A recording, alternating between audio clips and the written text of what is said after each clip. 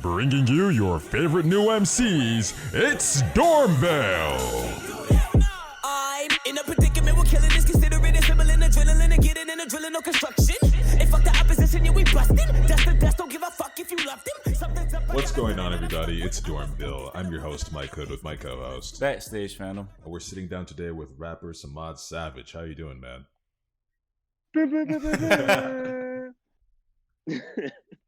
I'm good. Life is good. Thank Yo, God. bro, if y'all don't know, bro, Samad is right out of, New Jersey, bro, taking it over. Honestly, bro, the last person that we had from the East Coast was Prince. Yeah. Prince Weiser. Prince. Yes, sir, yeah, bro. Yeah, boy. That's the motherfucking, that's the boy right there. That nigga's fucking dope as hell. Yeah. Waiting on this man to fuck. Yo, me, him, and this other cat called Chris Patrick got something crazy. Bro, no cat, bro. I was on Twitter and I saw you and Chris talking, and then I saw Prince. I want to say Prince asked Chris for a verse, or it was like, "When's this nigga finally gonna send me my verse?" And I was just like, "Oh yeah." That's when we picked up Chris, because we messaged him to be in like the same like batch of interviews that you're in right now, and he ended up having something to do this weekend. We were like, oh fuck. And so he's one of the first people for next season that we're trying to get in. So Recently, you got your stuff played by I'm Dante, bro. What was that like? Yeah, no, I honestly, it was only crazy because like it wasn't my stuff. Like somebody else was on their live, and I did a feature on that song. So I was just like, what the fuck? Like when he sent it to me, he said, "Oh yeah, I forgot to tell you, Dante like bumped our song," and I'm just like, wait, what?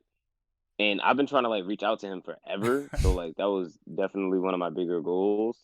So the fact that like he seen me, even if he doesn't remember my name or whatnot, like that's just really dope, Bro. I was a little upset though, because his chat is a little, all of the people in it is a little ignorant. Like they didn't favor the what's the name, dude? He's Australian, but they try to make it out to be as if he had a UK accent, and you know how people be feeling about UK rappers. Yeah. Bro, I made a tweet about that shit the other day. I was like, them niggas made me feel uncomfortable, because it's like their beats, like right now, like they all, like not all, but like a good majority of them will use drill beats, but then like rap about shit that's like not, I don't want to say like American shit, but it's just like a problem that's like, bro, like why that, like this isn't a problem facing your specific community. It's like you can't talk about like shit that you have nothing to do with if you're rapping about it in the perspective of somebody that has something to do with it. And so like that shit always just like rubs me off. Yeah, not only that, but like I just find it so weird, like that, like gangster stuff just don't sound right with that accent. Yeah. Like I'm bro, no cap.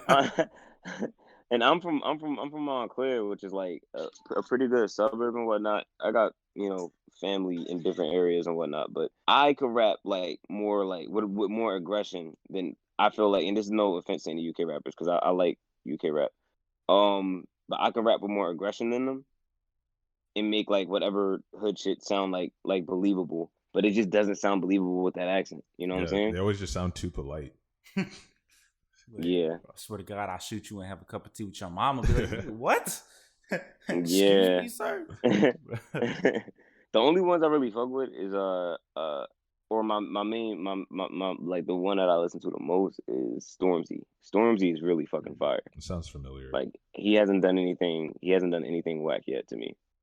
But like we had the conversation with Mo Thorough that like the consumer base over there won't, I don't want to say they won't listen to UK rap, like, because obviously we're not listening to that, but like they'll listen to it, but they'll gravitate towards like just like predominantly like West Coast music and just like American hip hop more so than what they support of themselves, because I don't know if it's like it sounds better, but it's just like that's somewhere where like it's basically the opposite of the British invasion, whenever like they had all their rock bands come over here, like the Beatles and almost like the Monkees and all of them. Yeah, we're not going over there and doing it. It's just kind of like now with streaming, it's so accessible, and they realize, I hope they realize, like, our shit's better than their shit. No offense, I guess. Yeah, that's true. But I mean, still, you know, they got Estelle. She's pretty fire. Yeah, yeah. Look, I ain't even think about her to be. I was like, oh yeah, they do, huh? They got a couple of artists that's fire. Like, don't. Yeah, I mean, like they have. I feel like they have like those people that it's like they have that handful rather than like we have. I feel like we have so much talent compared to them. Like hands down, you can pick up if you decide to pick up an American rapper and compare him to a random British rapper, you would be better off listening. Not better off, but most people would prefer listening to the American rapper. Oh yeah, true. I'm telling y'all, check out Stormzy. Check out Stormzy. He's not no joke. And then like being able to produce you and one of your songs you talked about like starting off on Fruity Loops with a broken key or a broken mouse. Yeah. So with that whole concept of like being a producer rapper, which side of the industry or like which side of the music do you prefer to be on? Honestly, both. Like, cause I really love rapping. I love rapping without a doubt, and I feel like sometimes I have some things that I want to put out into the world, some things that people need to hear, and I don't mean that in a cocky way, but I just be trying to spread knowledge, you know. And like when it comes to production, it's like that's more so of like a dream job. Like I just have a lot of fun doing it, and I make a lot of money off of it. So you know, dope. Along with rapping and producing, you also do like a lot of humanitarian work. Like I'm doing my research. I saw that for one of your songs, every download counted as like a donation towards child help. I want to know like what kind of like inspired you to get into that sort of work. Honestly, I just want to help people and remind people that the world ain't so shitty. That like even what I'm doing, it's not that hard to do. Like it's very, very, very easy to help others, and people should take more advantage of that. Going off of that, you also do your like water for Newark, and you were talking about in your overly stimulated interview, you guys were talking about how like there's more lead in that water than there is in Flint. Like going off of that, like, do you feel like, I know you were talking about it, but like, do you feel like it's gotten enough, not press, but just kind of like awareness in the area? Yeah, I mean, there's definitely awareness when it comes to that. Like my next thing, I don't like to look at it as like, oh, what am I gonna do next? I just like whatever I find interesting, and I feel like people can actually change. I like to bring up, but yeah, about spreading awareness for that. There's still not enough awareness spread because nobody knows what to do. You know? Yeah. Like we're kind of just sitting here with bottled water, which isn't much better than tap water. Mm-hmm. Like, and even that is like, you know, definitely terrible for the environment, you know, plastic. And a lot of people just don't test the water for lead. It's one of those things where you just live life. Like I was supposed to test my water for lead a while ago, and I still haven't. But I have a water filter. But I should have done that. Still, like being all of this talk that I've done, talking about everybody else to do. Like I don't live too far from Newark. Was there someone that like shouted you or someone that reached out to you that you were like, oh shit, like someone in the industry or just like outside of it? Well, you guys know who Sarah Maloney is? Nah. It's that's 69. That's 69. 6ix9ine's baby mother. Oh, okay. Yeah, she fucks with me. I did a remix to Get Off These. Or Off These by Jid, and he liked it when I, replied to it. Oh shit. Replied to him. So like, there's like little things like that happen often, but like, I guess haven't been anything that's like pushed me to a different level immediately. Right. I guess there was never like that. Like I got this cosign, now everyone fucks with me. Like if Sway just came out and was just like, you know what, all y'all need to listen to some Other Savage right the fuck now, and then everyone will follow Sway because Sway is Sway. But yeah, there hasn't been that yet, but like there's still been like a bunch of like people fuck with me. I've had more conversations than necessarily like shout outs. Like I've y'all know who Redman is, right? Yeah, he definitely he saw me perform once, gave me the dap, told me he respect what I'm doing. I got respect from y'all know who Naughty by Nature is? Yeah, I got like respect from them. Like I can talk to them, and that's just an honor to say. Like I can't. I know like some people will look at that like, oh, it's Naughty by Nature, but like as a Jersey native, that means so fucking much to me. But yeah, then Do It All from Lord of the Underground. There's yeah, as I said, this is like just me trying to think. Well, it was like one of those conversations that you had, and it really like that advice or that conversation just stuck with you in the sense of like, this is somebody that's like, talk to me, and I need to take this advice to the next level. It's another hard question to answer because like I take advice from everybody. I should say I hear everybody, but I listen to a few. But I'm always looking for advice.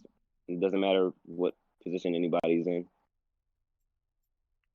Jumping into the music, you're like the whole album is like fucking fire. Trust the Weird Kids, and then like the whole concept of just like making an entire sentence and then just like breaking down each part of the sentence, like not part of the sentence, but just breaking the words down into different conceptual songs that stuck with the idea was fire as fuck. You broke down Don't primarily in your interview with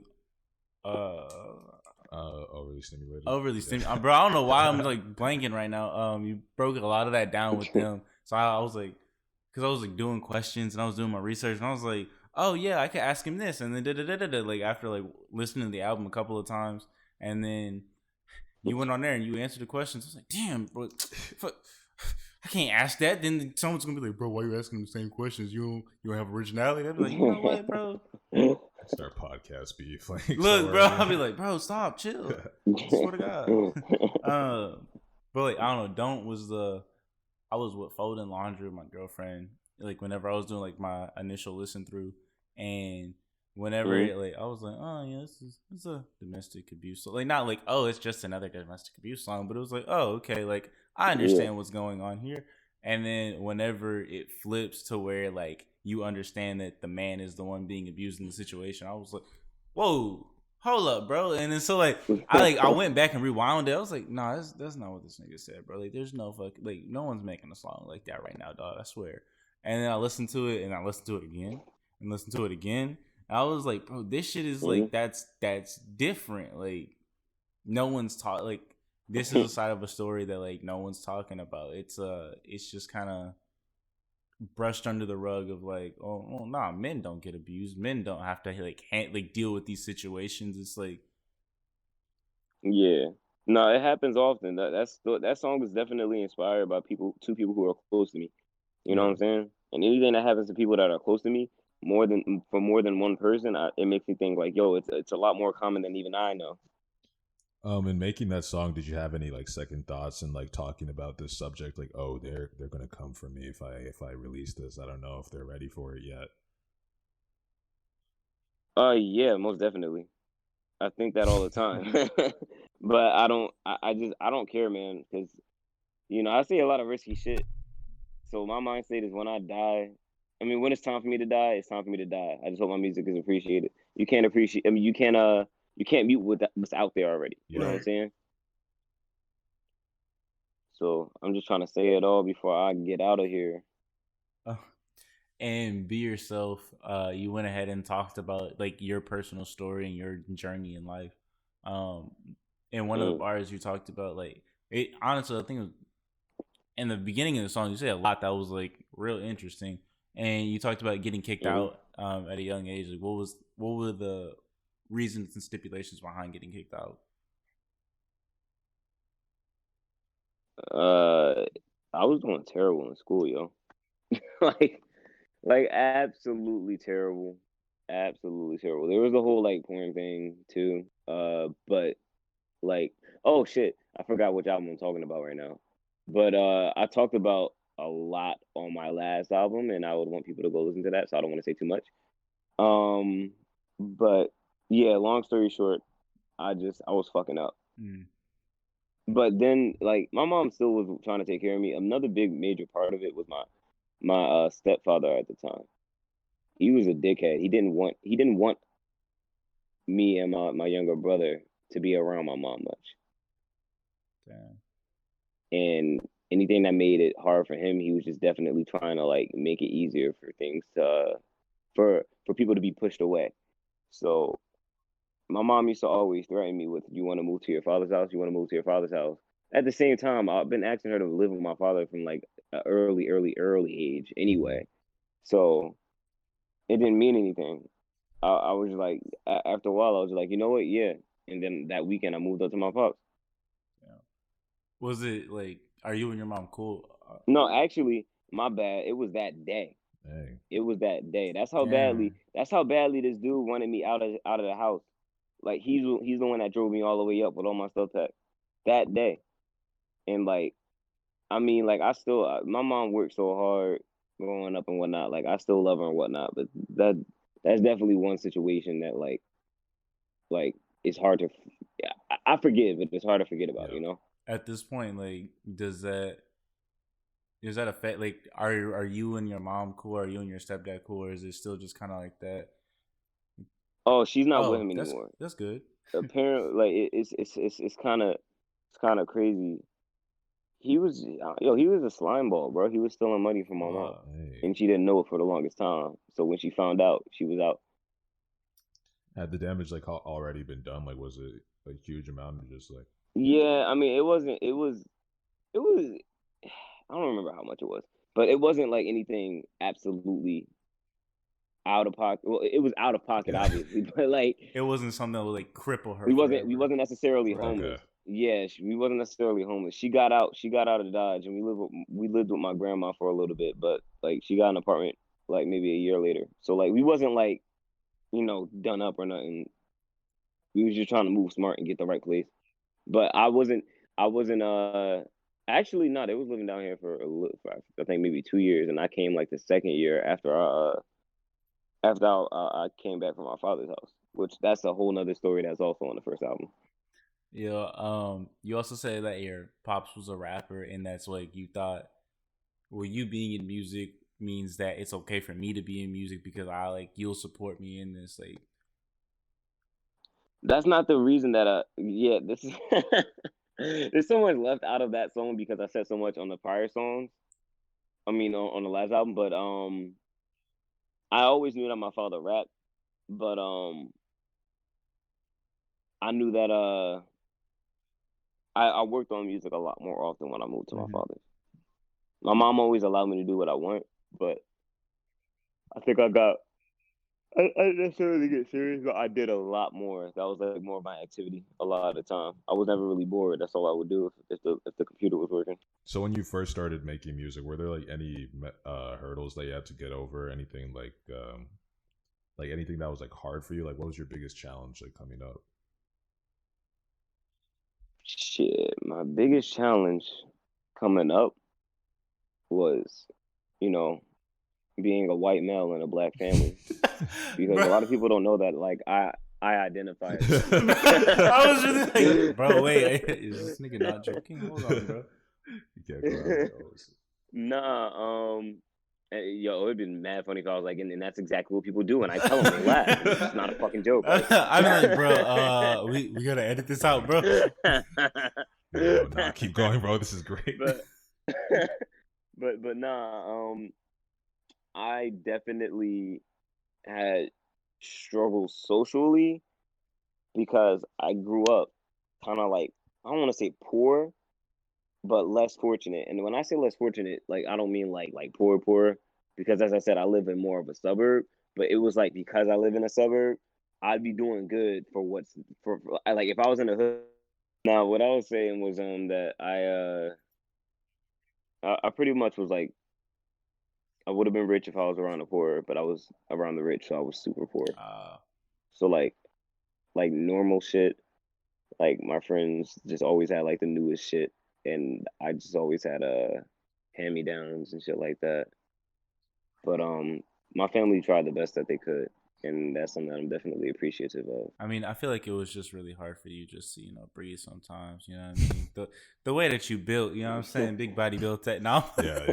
Those big necks, sleep apnea and all that can do that to you. But yeah, I like I said, I did terrible in school. Maybe until like my 10th grade year, I started to straighten everything up. Or at least in my 8th grade year, I got out of remedial classes. Like I was never dumb. I just hated school. Yeah. I don't know how y'all college niggas do it. I mean, yeah, bro. we struck by, and also just the glooming shadow of our parents just like over us. Like that kind of motivates you to work too. Be like, yo, I know if I drop out, I don't have shit else to do, bro. Like I got a job And your parents make sure that happens too. Bro, look, bro, and like it's like I have a job and I know I'd have health insurance if I went back to my old job, but where would I stay? Would my dad repossess the car? Probably. Yeah. You know what I'm saying? Like, would he freeze my bank account? More than likely, bro. I'm like, this nigga got my password to damn near everything. So I mean, like, yeah, that keeps you motivated. You know what I'm saying? Shit. Yeah, fuck. I was in college for about like 2 weeks, but I was also in a county college where like the dropout rate for African American men was I think 97%. So like clearly I'm one of those, and it's because like it's very uninspiring. Like this is the one county college that I can say it just feels like they don't care about the students like at all. And I get it, we're not living life to like be cared about as adults, but you know what I'm saying? It's different whenever you walk into a classroom and your professor's like, oh yo, what's poppin', Christian? Like how was your weekend? Or like one of my professors, he listens to the show, and so shout out Mr. Neely. Boost my grade. But like it's like one thing whenever like they're like interested in like what you have to like what you're doing and what you have to say and whatnot, rather than like I got one of my fucking professors and I like asked her for help, and woman like she just like I asked her like a list of questions, and I was like, hey, can I please come into your office hours so we can discuss this, because I'm struggling in this class and I don't know if I can pass. And she just like emailed me back and was like, oh, this like she was like, oh, the assignment was listed wrong, everything should be fine. I was like I had 3 other questions. I was just like, yo, I have 3 other questions. And then like she was in class the same week talking about like, oh, here at this university we make sure that all of our students and professors have like some type of connection. I was like, bro, you don't even respond to emails properly. Like, He was like, yo, I'm finna fail. She was like, bro, I was just like, yo. And she was like, bro, she was talking mad. What was she saying last week? She was talking about something about her salary. And so like all like professor's salary, if you go to the library, is like public information, but it's also like online. And so I went and I Googled like all professors like at our university's salary, and I saw her salary from 2017. She was making like $5,330 something a month. And I was like, man. Oh, I thought you were about to say a year. Man, no, that's what she needs to get paid for fucking trying to make me fail, bro. But I was getting ready to say, like, yo, honestly, bro, you need to take it easy. She making $5,000 a year. Like, yo. Like, nah, she was still like a month, and then she was like, oh, and I do this, and this outside. I'm like, all right, so like, and your husband got a job, so I'm like, bro, y'all should be fine. That's some nice income coming. Yeah, I was about to say like, but she lives in Commerce, so I'm like, bro, there's no house. Cost of living has to be pretty low. There is no house in Commerce that costs more than $100,000, like 80. Yeah. I don't even know, like $200 shit. Look, bro, fucking trash out here. The quality of cardboard boxes. I mean, shoot, is she black? Nah, she's Hispanic. I don't know if you heard yourself, but you definitely said Hispanic. Said it. Like a suspicious Hispanic. Bro, she be acting suspicious, talking about like trying to fuck over my grade. Like, what did I do to you? I'm the only nigga in class that answers questions too. I'm like, bro, I'm trying my best for you, and you really out here just trying to fuck me over. I'm not about this. Yeah, man, we hate to see it. One of the questions that I had was, what was it like getting like that first text from somebody or like DM asking for a feature? I'm trying to think really hard.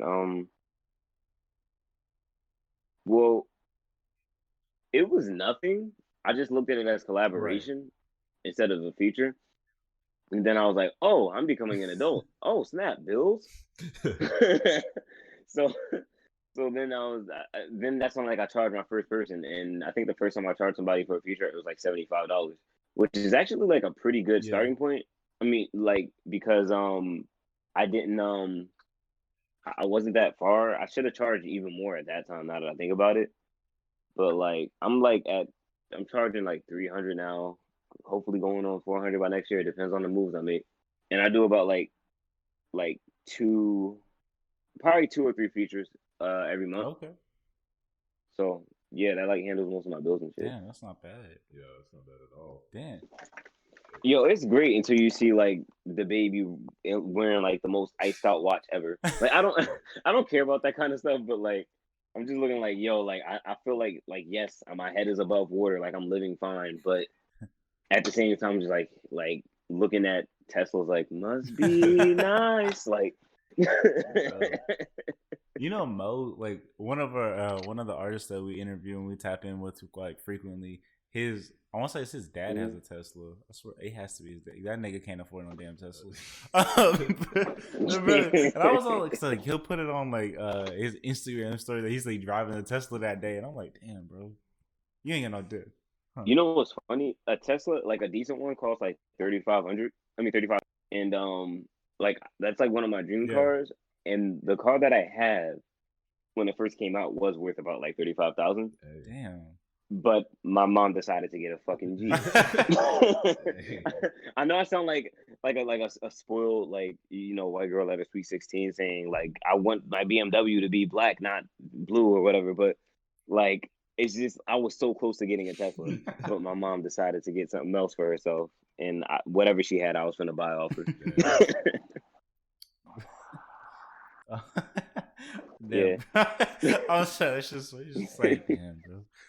He was the taste of luxury was just so close, and you just do y'all have like whatchamacallit's little power stations though out there? Like we do, but like I would have to get one installed in my apartment building, and I would really hate to be that guy who like something that I hate.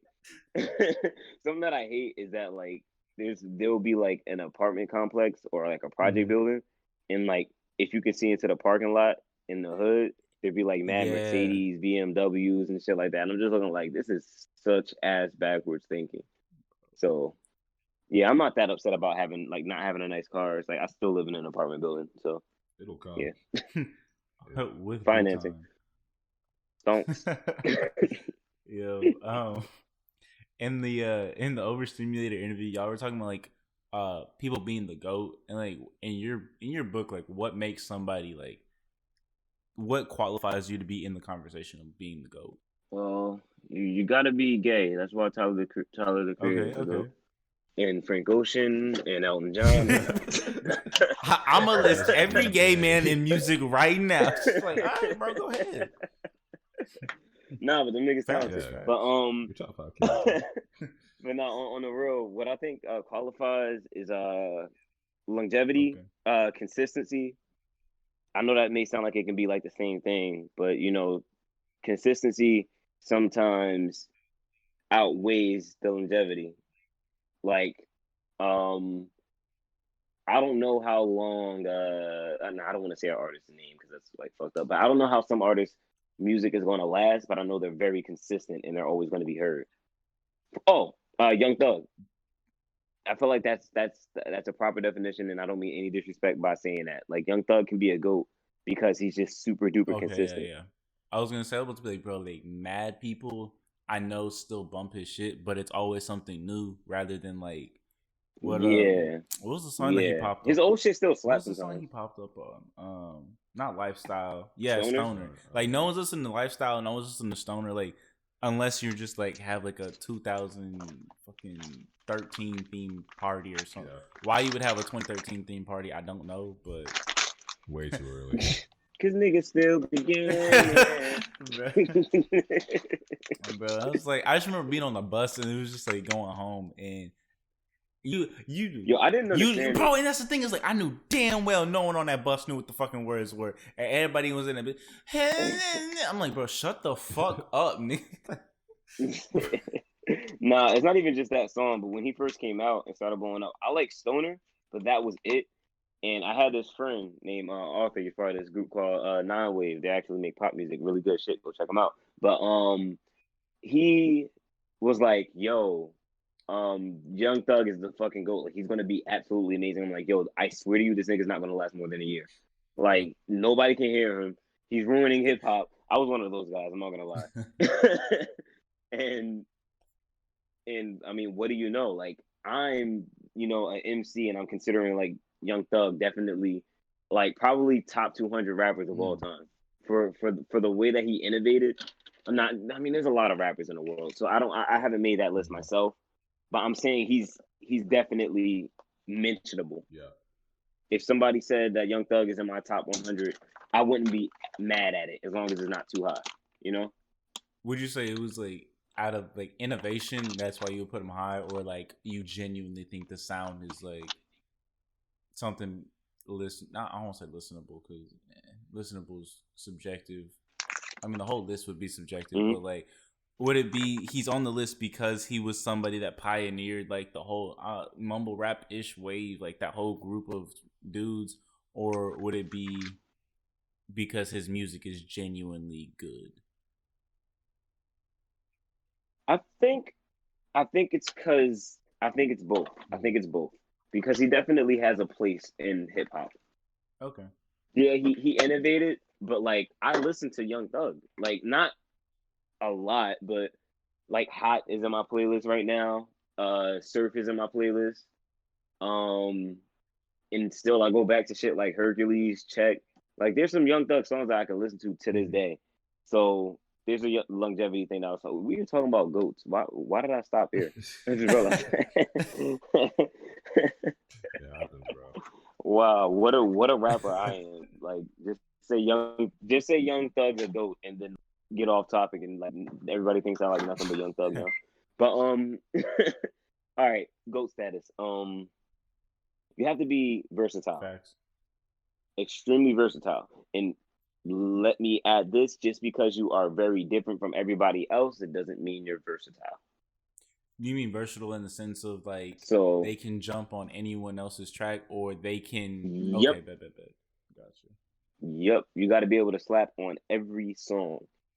Like I feel like although I didn't really like the Hot remix, Travis Scott is one of those people. He can really hop on any vibe and make it slap. I mean, I feel like he's jumped into a pocket of like after Rodeo, it was just kind of like it was like it doesn't auto-tune, like pop trap kind of thing. Yeah, it's like he's sat in the same pocket for so long at this point. That's true, but he can still hop on any songs. Like you can't listen to Astroworld and disacknowledge Stop Trying to Be God, Coffee Bean. Like all of these songs, like although he's it's Travis Scott and he has his own style and it's Travis, like all of these songs are still amazing. Right. And in all different ways. I feel like one of those people, like I don't know, that's people sound like Mac and Conceited. One of the people that like I think can like jump on literally anything is like Kevin Gates at this point. Just like I agree and disagree. Why do you disagree? Now wait, hear me out.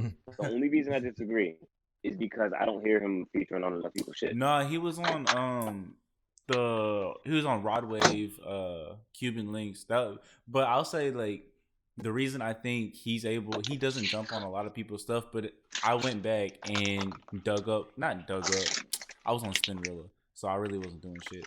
I was on Spinrilla and like went and listened through all of his mixtapes that he had on there. And it's like to hear his evolution, I feel like to hear the evolution is like so. He's a different person from.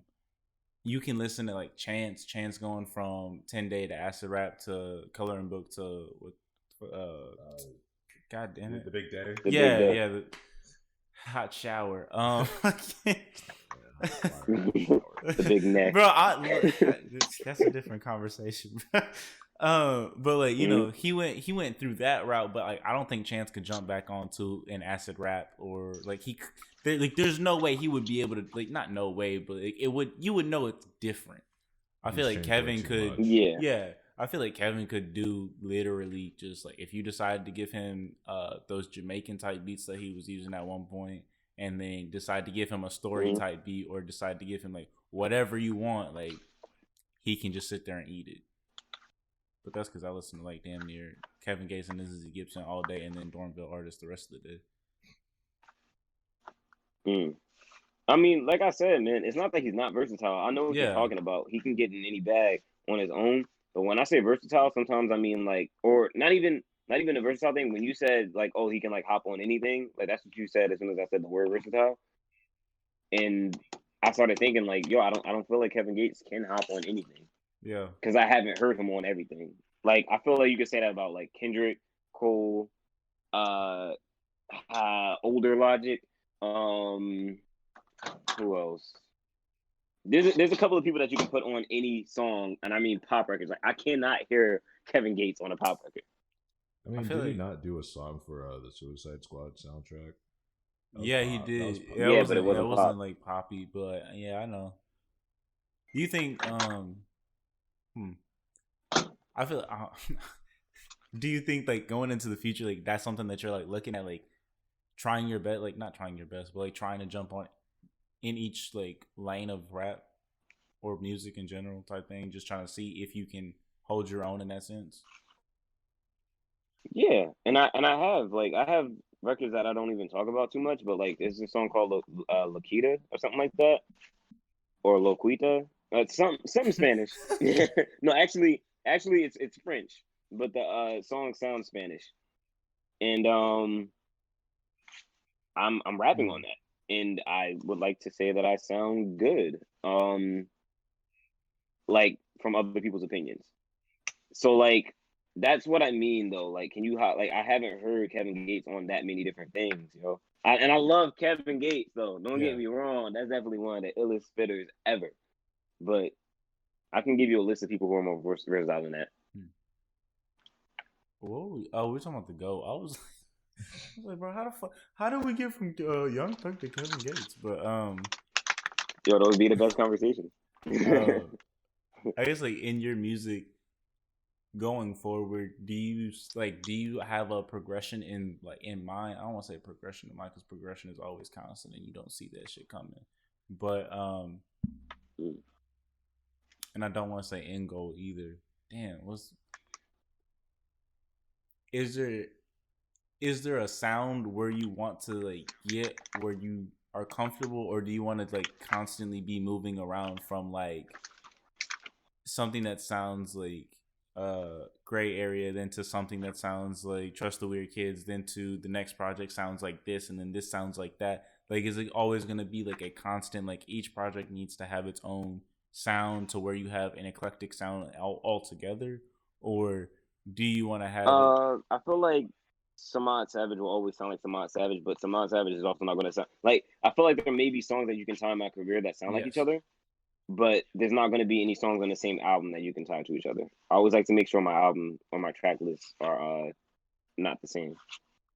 So like, I don't like using this example, but it's like the first one that came to mind. You know how like, what were we talking about the other day? The way that the baby uses his flows and like he flows not the flow thing. The beat, like his beat selection is like you know it's pretty similar. It's like it can be. It's literally. I was watching. I don't know what the fuck I was watching. Damn it. But I was watching something. And they were talking about, it was the producer that made one of his beats. And they were like, yeah, this is what you do if you want the baby to like your beat. And it was like, he just showed the placement of the 808s and then how to like manipulate them. And I was like, yeah. And then I went back and listened to like Suge and then what did he just put the music? Man, as a producer, I heard all that shit from the beginning and it drove me crazy because that's what everybody kept asking me for. So I ended up having really. So like, when you produce, do you go off of like what somebody's like coming in the studio for, or not? I don't want to say like, I used to just make beats and then like show people my beats, but like now I do that because I've gotten to a point where I can make like like damn near any sound, and I didn't even believe that I can do that until like the other day when somebody actually made this this kind of like island Afrobeat like kind of beat, and I thought I just couldn't do it, and I did it. So I was like, all right, yeah, I can. I'm pretty good at hearing a sound and knowing what to do. Are you like, have you been trained, like taking any like lessons or anything in like any type of musical instrument, or has it all just been like learning as you go? No, I've been self-taught since I was 8. When I was 8 years old, that was the first time that I opened up Fruity Loop Studios. Yep. Bro, you were talking about how you used to like play with the stove, and it'd be like tick tick tick tick. Yeah. Oh, yo, it's nice. It's nice that somebody actually caught that shit, bro. That shit was funny because I was like, bro, I know exactly what he's talking about, because it's like, it sounds like when you put like, when you just like top shit into, I want to say 16ths on FL Studio. Yeah. Well, it's 8, okay. but yeah.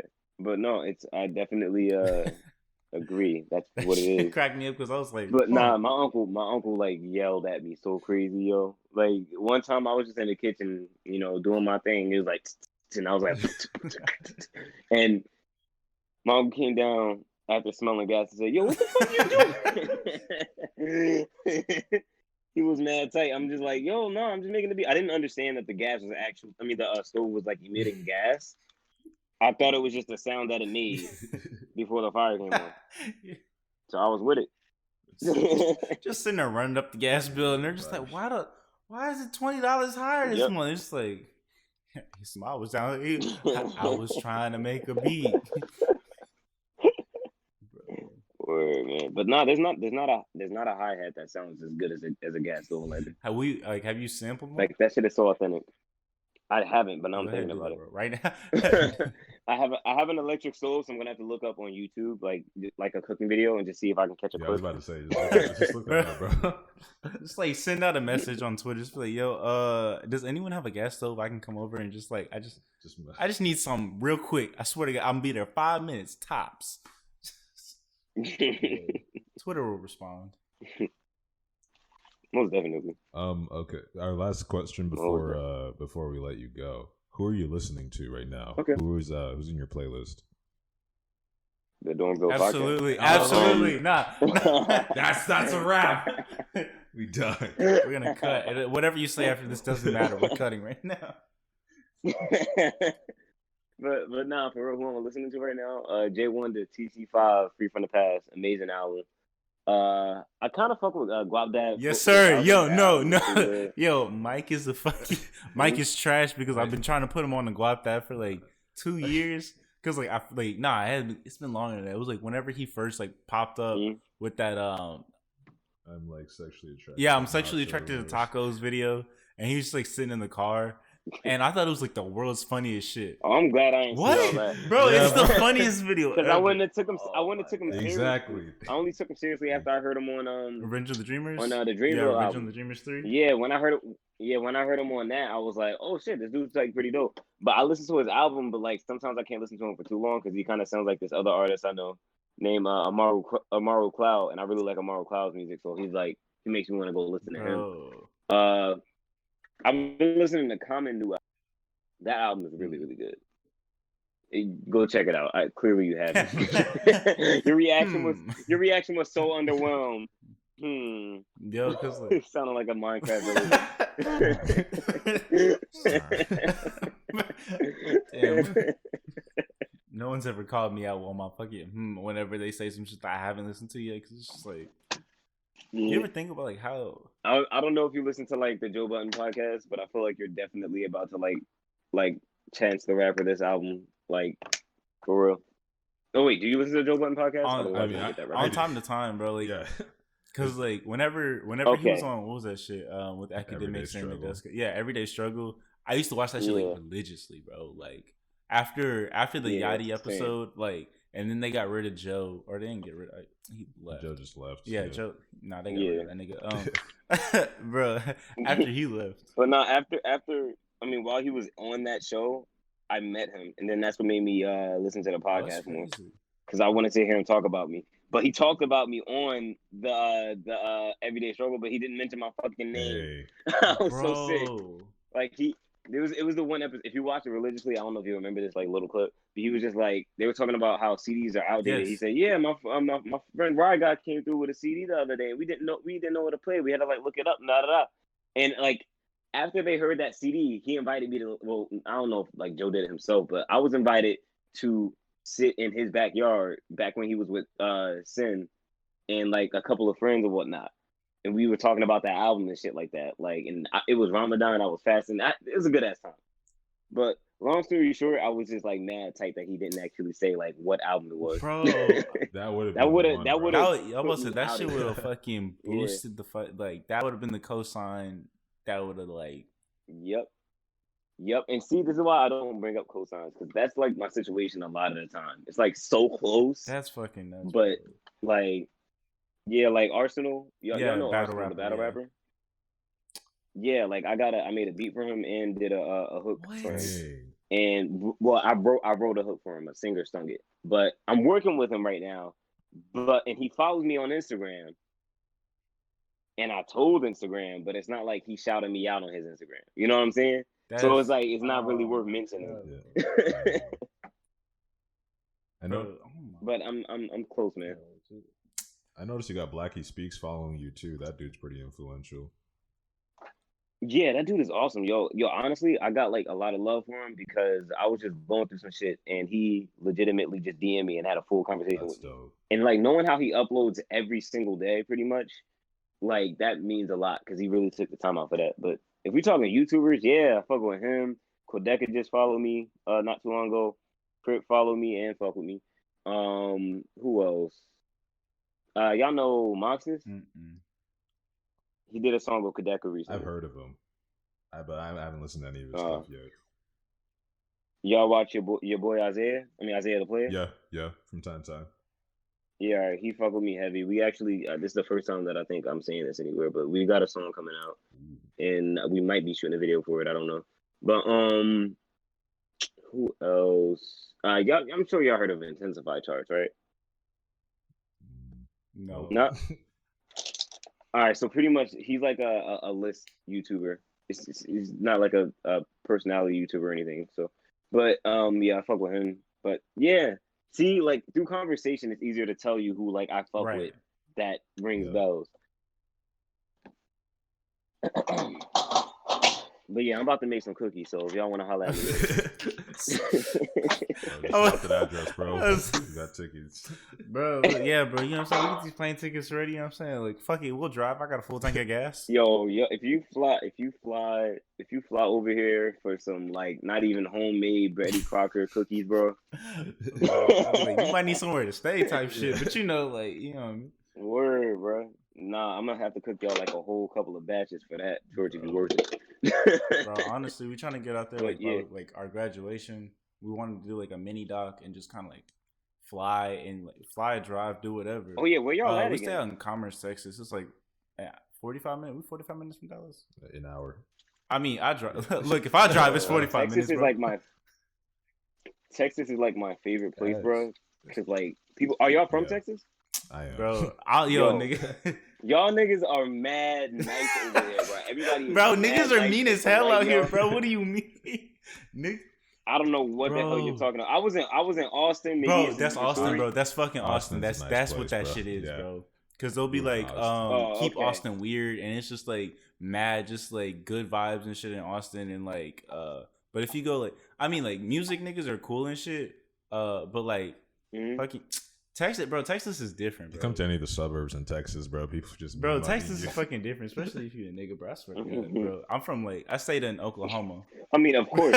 Look, bro. I stayed in Oklahoma like most of my life, so I was just kind of like chilling with like meth heads and shit. But you know what I'm saying? Whatever, you know what I'm saying? Chilling with meth heads and trailer parks and. I mean, I had my fair share of heroin heads, so yeah. But yo. Like I said, bro, I got hella love for Texas. Until I go to Texas and somebody actually like rubs me the wrong way, I'm gonna keep what bro, I said about it. Old white like dudes, bro. Texas is absolutely. Don't talk to old white dudes. You know what's funny? it was really all of the young white people that Bro, I was because talking to. Like I know there's racism, but there's racism everywhere. Like they, especially in Austin, bro. Like them niggas are nice, bro. But I don't know. I feel like CC stays out in Austin. Does CC stay in Austin? Yeah, bro. Them white, like young white people in Austin. Them niggas are nice. They're not niggas, but they're nice people. Man, them white niggas crazy. But yo, go ahead. Let the people know where they can get your music and drop all your social media so they know where to find you. Man, fuck the music. Y'all can get my drop the Addy right now.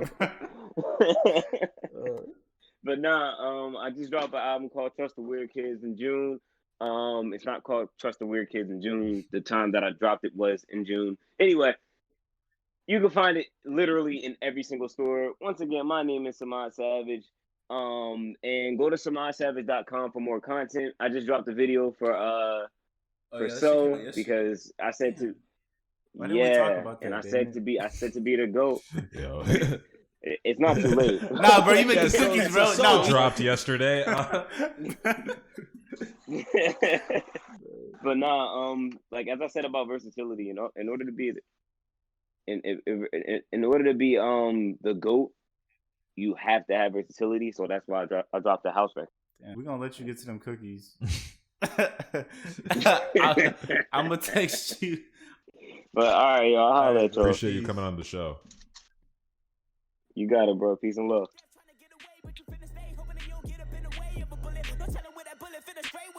I'm out here trying to live my days to the fullest. Nightmares while I'm out awake, but I couldn't fight fear. Had to get an AK, no I shouldn't, but I did. Asked for the help, but they wouldn't, so I hid in the bushes as I looked into the house of where they live. I'm plotting from the moment that they walk outside the crib, and I'm taking every fucking single thing they wouldn't give. An extra reparation for the change you left us. Don't you coming on my necklace? This